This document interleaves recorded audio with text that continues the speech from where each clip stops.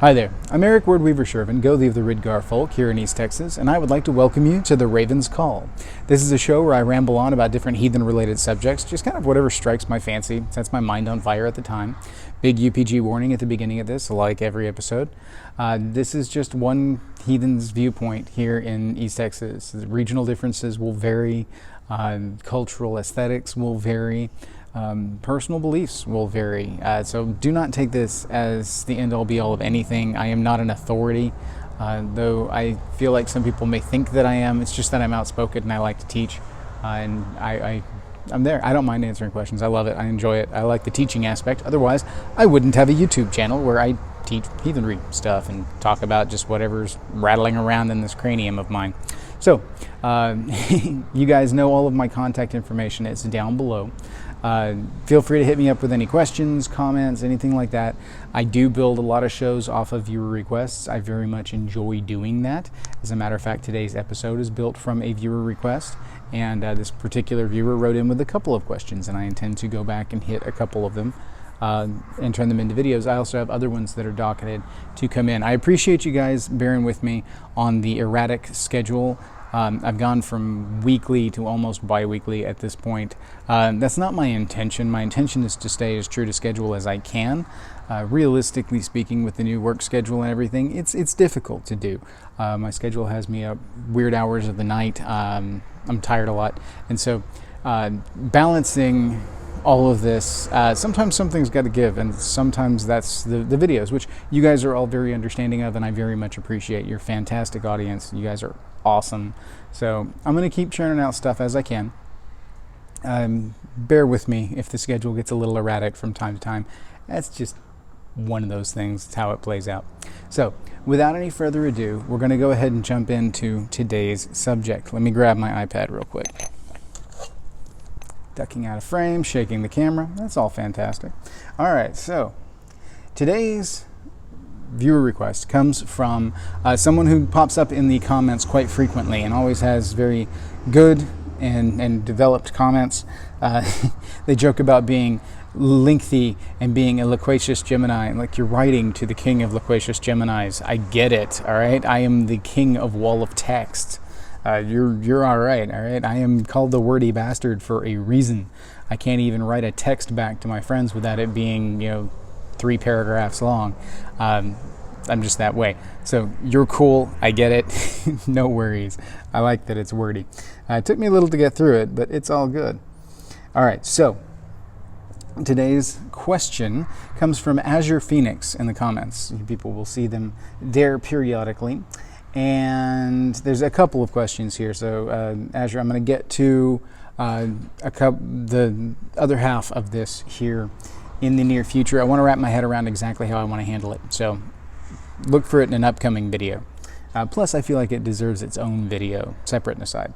So one of the things they wanted to talk about was there's a lot of people who are moving to the countryside for various and sundry reasons. They're urbanites, people coming from the cities that are moving out into the country, and for, it could be for financial reasons, it could be taxes, it could be just getting away from civilization, it could be kind of getting back to the roots kind of deal. There's a number of reasons why people might choose to move from the city to the country. I myself am one of those, or at least I was at one point in time. I grew up in the city and I hated it. I hated living in the city, couldn't get out of the city fast enough, but I didn't want to get far from home, so I just moved out in the country around my home. So I'm still in the same area. I'm about 30 minutes from where I grew up. So, we're in the shop where I grew up at the, this is where I spent my childhood. And this was my playground growing up, and I loved it. And I still love it. It's fantastic. This is home to me. So, but I needed to be out in the country. I needed to be out in the wilds, the woods, pasture lands. You take what you can get. So I've got a little bit of land out there in the middle of nowhere, and I do my thing out there, and I'm very happy with it.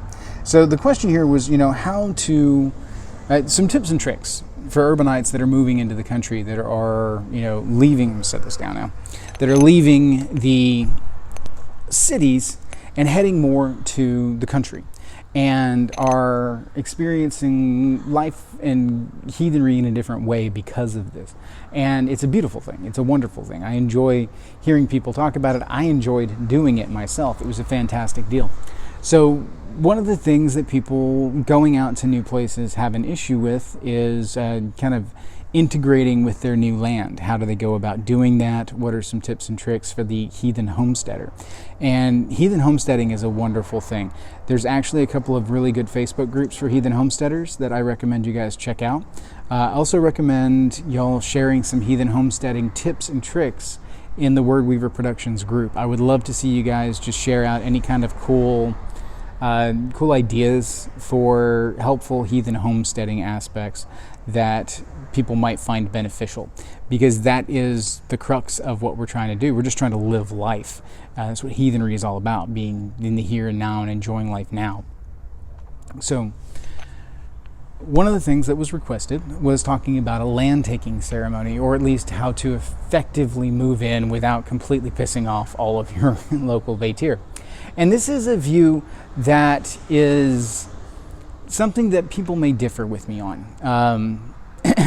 There is, if you've watched my Husvitir videos, you recognize that I have differentiated between Landvitir and Husvitir and the realm of control. The idea behind it is that your Husvitir becomes the overarching spirit for the land that you work, the land that is yours, the land that you have claimed through deed and action. The more you work and process your land and develop it, not necessarily develop it, but take ownership of it, care for it, tend it, steward it, the more control and the stronger your Husvitir is as far as in that area, in their area of influence. And it pushes back the wild Landvitir to kind of you're staking your claim and setting your fence up, and they're pushing back, and then you develop kind of a neighborly relationship with them in after fashion. Keep in mind the other videos I've done where I have talked about the otherness of Landvitir and the fact that we cannot put human characteristics on them. It doesn't really work that way. You can't.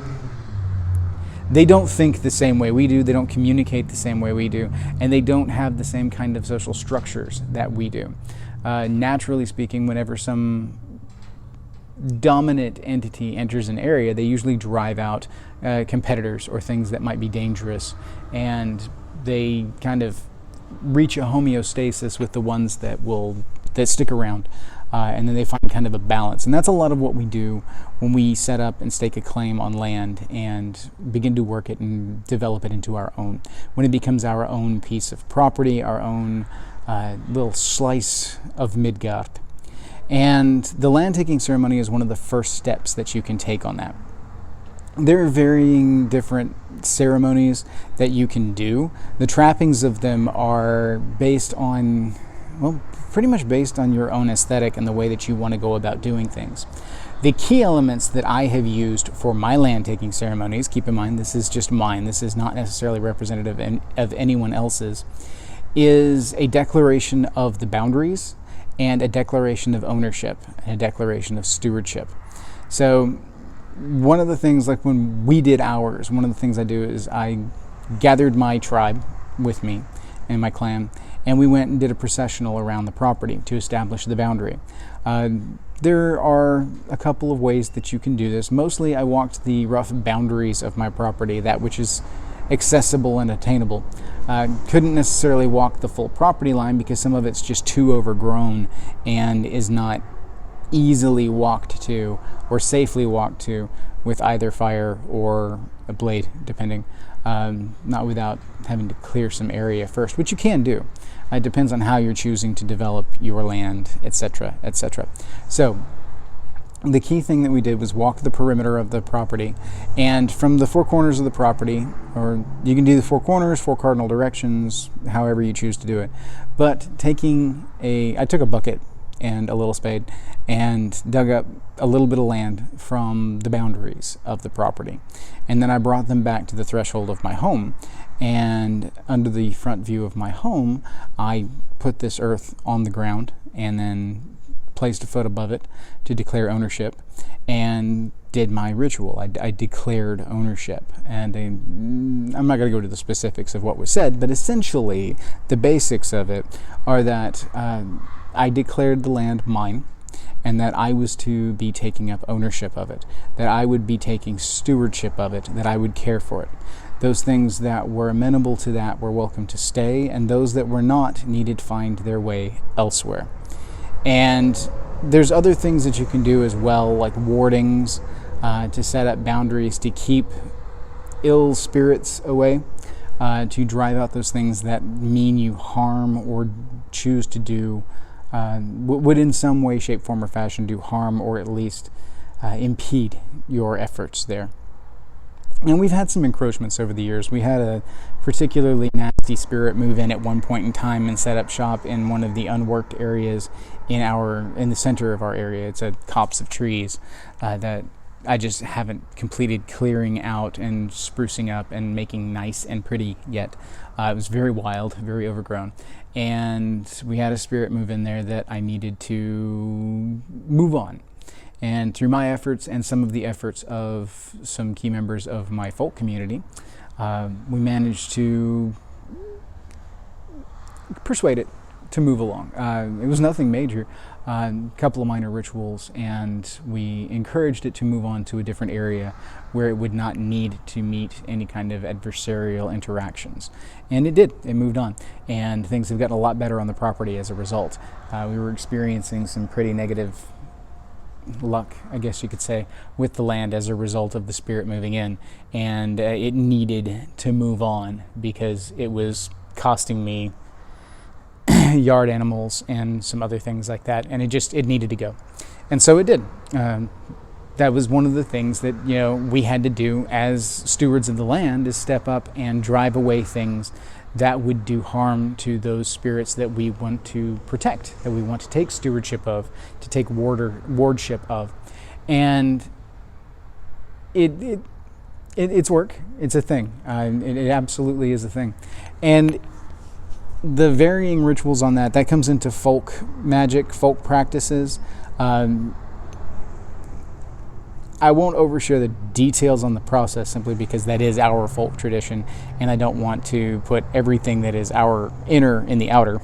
But the base idea is that like in the olden stories where they would take down the dragon prows of the dragon ships when coming into the land for fear of frightening off the Vatir, frightening off the spirits in an area when they come to set up, at least the ones that you don't want to scare off. You've got different things will have an impact on the Vatir of an area and will either drive them out or bring them in. And the idea is you've got to decide which of those is what you want to do. You very much, when you first want to take over a property and take stewardship of the property, want to drive out things that will try and vie for ownership, vie for the control of the property and the land. Because if you don't, what you end up doing is fighting a losing battle in trying to establish your property and trying to develop it. If you go through and do a proper land taking and you declare ownership and drive off some of the more adversarial spirits, the spirits that remain are more amenable to you, and you will have better luck in gardening, in establishing lawn, in establishing your tree lines, in a number of things. So the land taking ceremony itself sounds bad when you say, well, I want to drive off the spirits and set up, but you do. You want to drive off the things that don't need to be there or that you are upsetting so that you can find your place there. Unfortunately, that's the natural way of things. That's how the Vatir work. That's what they do. A new alpha spirit moves into an area, it's going to drive out another alpha spirit or move another one on. You can see this looking at animal prides and everything from a kind of just looking at their practices and what they do.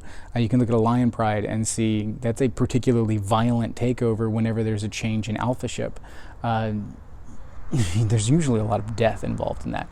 This is nowhere near that violent. This is simply saying, hey, this is mine, you need to move on. unless you're going to work with me on what we're trying to do. And if that's the case, you're welcome to stay. But I'm not going anywhere, and you need to get on board with that, or you need to get out. And that's essentially what you're doing with the land taking ceremony. One of the key things is not just driving off the things that you don't want there.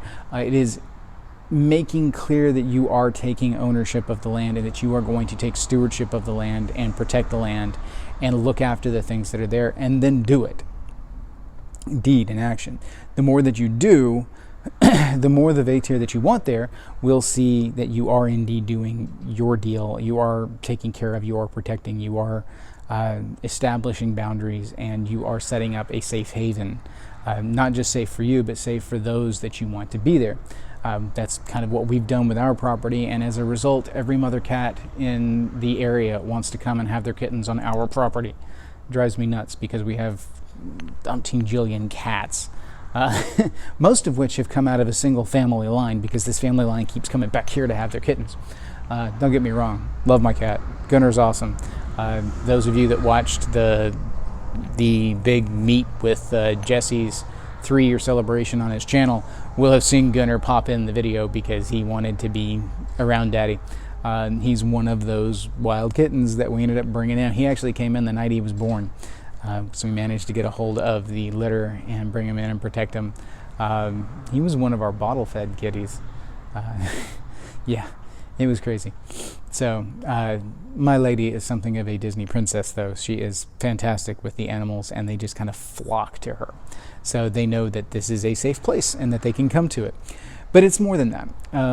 When you establish the stewardship of the land, the ownership of the land, and you establish your haven there, when you bring in guests, human guests, the place will be more inviting. It will be more homey.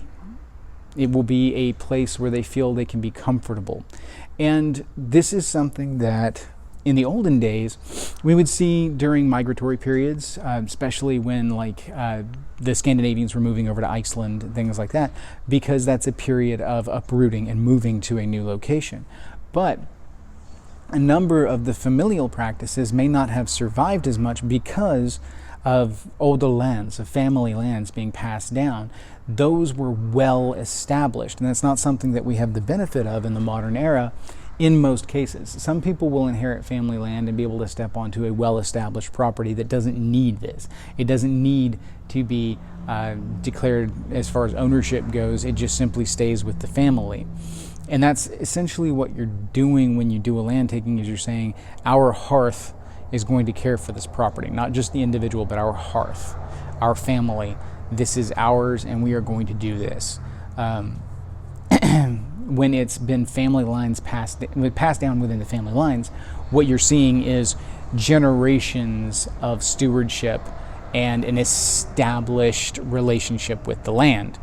A lot of people coming from the city out into the wilds now are starting from scratch. They're starting from stone one. And that involves taking ownership and taking stewardship. And it is not a meek thing. You have to stand up and say, this is ours. We're going to do this. We're going to take care of this. And we are going to take ownership and stewardship of this land. From then, you begin to build your homestead. And this becomes your epicenter, your base of operations, your home. And it's not just the house, it's the surrounding area, the surrounding land. Whether you've got 3 acres or you've got 40 or you have 150 acres, there's going to be an epicenter, which is the hearth. This is where it is. Microcosm, macrocosm aspects. The home itself, the house, becomes the hearth fire for the surrounding property and radiates from there. That's the base of operations for the husvitir. And as you work the property out and establish lines and boundaries, that establishes the control the husvitir has. The stronger your husvitir is, the more luck they can bring to you and your family. It doesn't have to be a huge plot of land for your husvitir to become stronger. As a matter of fact, a lot of times you have to start small and kind of work your way out. It can be daunting, and it can be a little much sometimes to come in and feel like you have to tame all of this property at once. It's okay. This is not meant to be an overnight thing. This is something you build up over time. Focus on the home, focus on the area around it, establish a good base, and then start picking and choosing where you go. With ours, I push my tree line back a little bit every time I go out and kind of work the property. And then of course we'll have winter, and then the growing season will hit, and then I kind of have to start over on certain areas just simply because the weeds, the undergrowth, the vines all want to kind of push back in. It's going to try and push those boundaries, and you have to moderate those. You have to figure out where you want your boundaries to be, what you can work responsibly, what you can keep up, what you can't, and try not to overtax yourself. Having the proper equipment helps. It definitely can increase your capacity to care for larger parts of the property, but you work with what you have. So don't feel like you have to do it all overnight. Take your time. It takes a while to establish that. You'll come in and you'll stake your claim, but it's still going to take a while to establish that claim. It's going to take a while to really make that property feel like your hearth, your homestead. And it is worth it when it gets there. It absolutely is. I have a vey on my property that we established fairly early on, and I have spent time pouring energy and effort into cultivating. I need to spend more time and more effort, but there's always more time and more effort that needs to be spent on it. It can be a very daunting thing. So if you are moving from the city to the country, I highly recommend that you choose wisely. You want to think long term as far as the size of property that you're going to procure, as far as what you would like to build into, what you would like to see with the property, how much of the property you're going to let still be wild, how much of it you're going to work. And then keep in mind what you physically can work and what you have the time to work. And don't overtax yourself, don't overextend, because you will have a hard time keeping that up after that, and it will become daunting to the point that it becomes debilitating, and you won't be able to keep up with things, and eventually you just kind of give up on it and it'll all go wild. I've seen this happen to people. I've had stints where I have slacked up on things because I have been overtaxed and overburdened with things and just haven't had the time and energy to put in the effort necessary to properly care for my property. And that's a thing. It's a very real thing, and you have to work with it. And it's when you take ownership of property and you decide that you're going to do this and turn it into your haven, it's a never-ending project. Never-ending. There's always something coming up. And how much you choose to develop it, that's up to you. Finding a balance with the local vétier after you've established your claim and control on the property takes time. You have to figure out what it is you want. It's very difficult for me to give you like a how-to, a one bulleted pointed list, because it's different for everyone.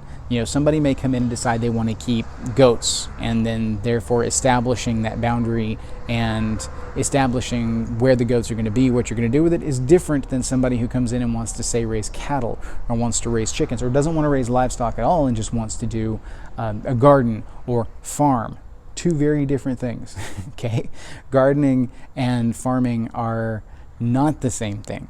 They are different in the skill sets necessary, and there's some overlap, don't get me wrong. You're raising plants essentially, but the focus is different on the scope and the type and the processes necessary to care for each. Both very difficult in their own way, both very rewarding in their own way. So choose what you want to do, have a vision for it, and then work the vision. Build it up and begin to, over time, develop it. Do what it is you want to do with the property. And as you do, you will naturally build a relationship with the vétier around. It helps to give offerings to the local vétier once you've established your boundaries and once you've established your ownership of the property. You can do so in that process, but if you're not clear on your boundaries, you can actually muddy that process a little bit, and it can be a bit difficult to establish boundaries as you go along because you're dealing with the wild and with the husvétier all at the same time, and it can be disjointed, and it can lead to blurry boundaries and things like that. I recommend establishing boundaries first and then working on relationship with the vétier. Keeping in mind that you want to be respectful of the land. You don't want to just come in and clear cut or come in and tear up swaths of land and not have some kind of respect for the land. If you are showing respect for the land while you're doing that, that is going to demonstrate to the Vatir that you want there, that you are responsible and that you care for the land, and that you are mindful of their world as well as your own, and that you can cohabitate, and you can cohabitate well. You want to be able to, doing things like establishing the boundaries and whatnot helps to keep away some predators. You can't keep all the predators out, but you can help to create some layers to help protect when it comes to predators and things like that. Of course, be mindful, learn about the local fauna in the area and how they behave, what they do. Think about these things and work the property in accordance. If you have snakes in the area, understand the things that might help keep snakes away, that might help reduce the impact of snakes up around the house. Know where they go as far as water sources go. Learn the flow of water through your land, and that's a major thing that I have discovered the hard way. Learn the flow of water through your land and the impact that it's going to have on your day-to-day. I have a lot of work that I have to do because of poorly laid out water drainage.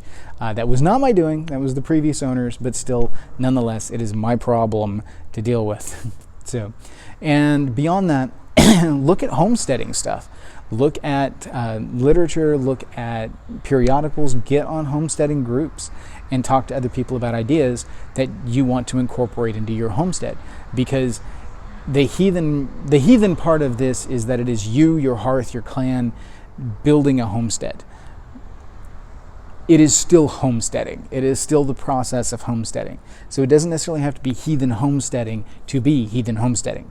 A heathen that is homesteading is still a heathen homesteader.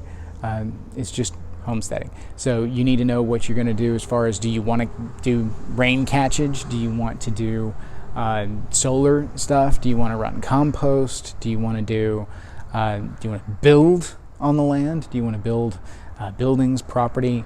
What is it that you want to do with it? And then develop it.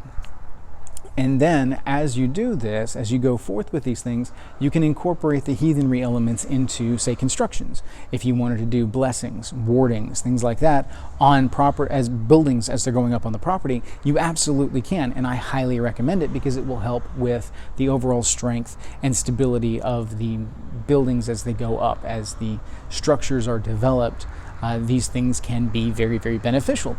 Keep in mind that when you do rituals and you do like say for instance, if you're doing bloat and you go through and you use a bloat-tain bowl, whole 9 yards, and you're blessing your folk, take some of that and bless the house. Take some of that and bless the property. Especially if you're like doing a garden, maybe bless your garden. You want the luck of the gods to go not just to your people, but to your husfatir, to your land, to your homestead. You want the whole thing blessed and radiating with this energy so that it develops the same way that you do, and then together with your property, you can develop and grow strong. It's a beautiful thing to watch happen. And we're going to see more and more people doing this in the coming age because of this.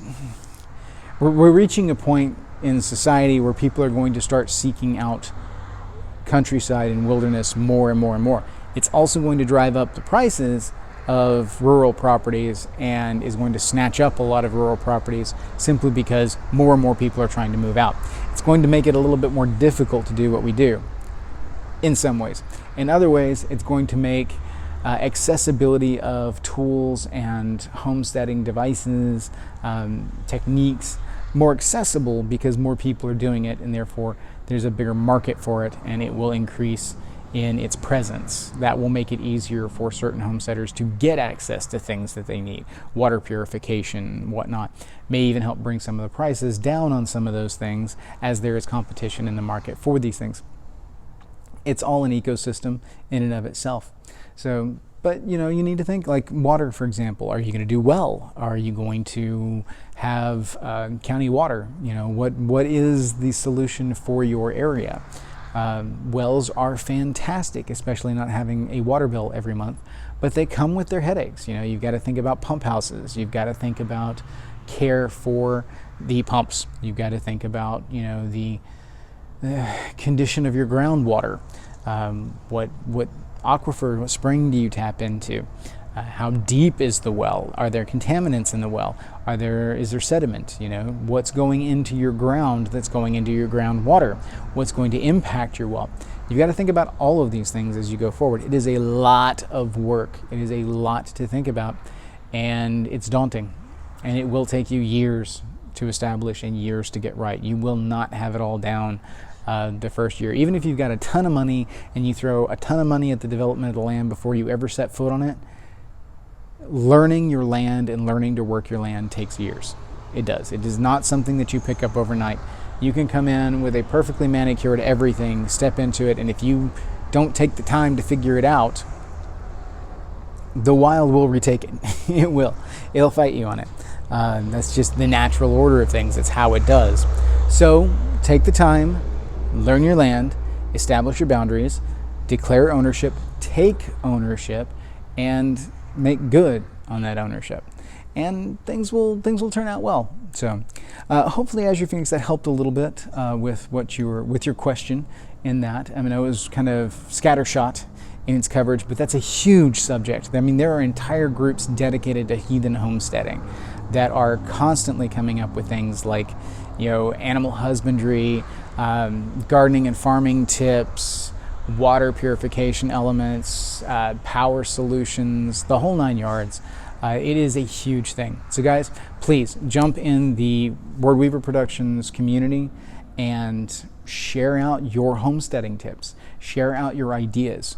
I'm perfectly fine with people sharing ideas and tips and stuff to the group. It doesn't have to just be my publications. If you guys want to share up an idea for, some kind of garden, or hey, here's a warding thing that I found that I like when I use for my property. I've used runes. I've used runes, painting, hex signs. I've used all kinds of stuff. It varies depending on what you're trying to do, what the intended outcome is. It's a really fun thing to do when you embrace it, and if that's the way that you're going. Just be mindful of how much effort you want to put into it and what your capacity is.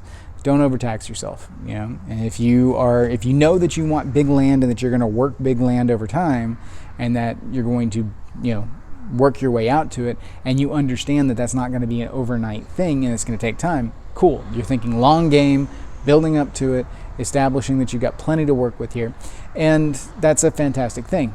If you know that you don't want to have a ton of wild, then that plan for that too. Set your boundaries, choose what you're going to do, and then happy homesteading. Anyway, I'm going to wrap it up here, guys. So thank you very much for everything. Please continue to hit like, interact with the videos and all that, and we will be back soon with another video. Hail to you all, thank you, and may your hearth fires burn bright.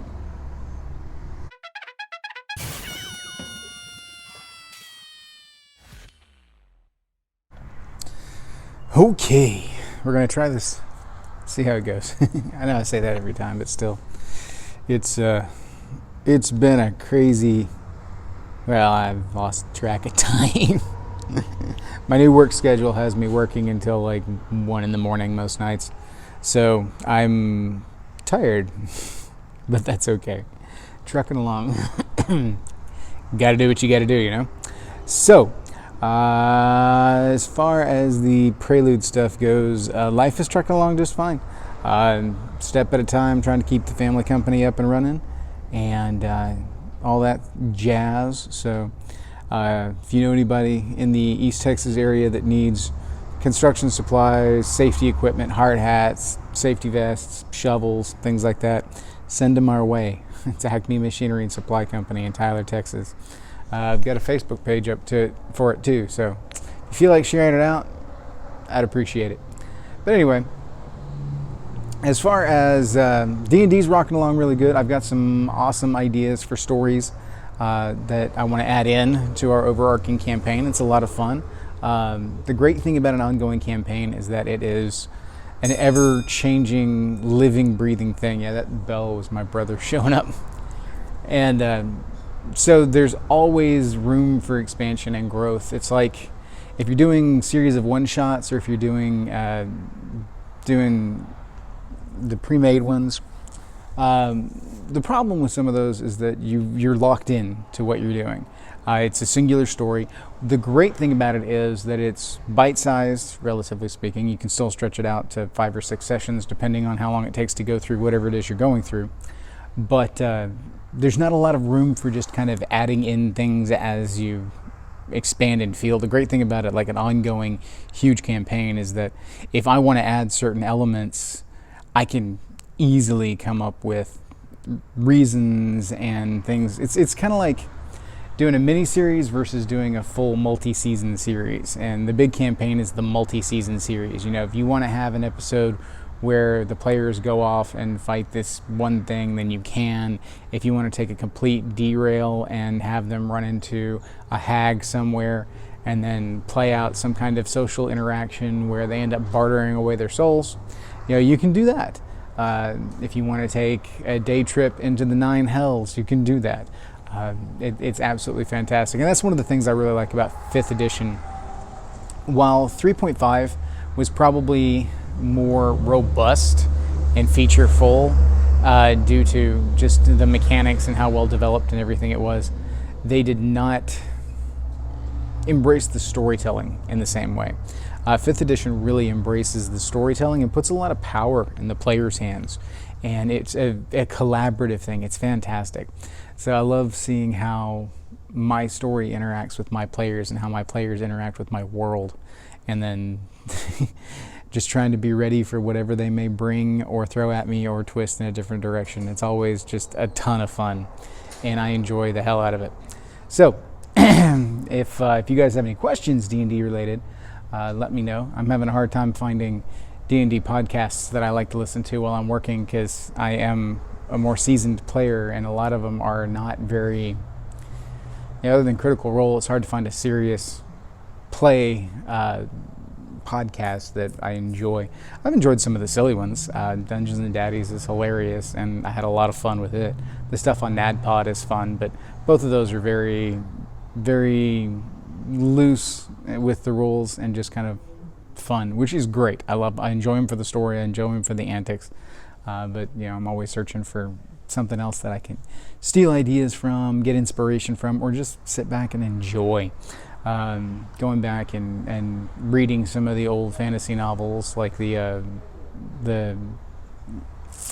Dragons of Autumn, Twilight, stuff like that, the old Dragonlance books and things. I'm having fun with that, enjoying that. That's been couple of decades, so it's kind of nice to go back and enjoy some of that again. So anyway, other than that, life is trucking along. So if you guys have any questions or anything, hit me up in the comments. You know how to do it. I'm going to go ahead and jump into today's subject. Okay, so we're live in 3, 2, 1. Let's jam.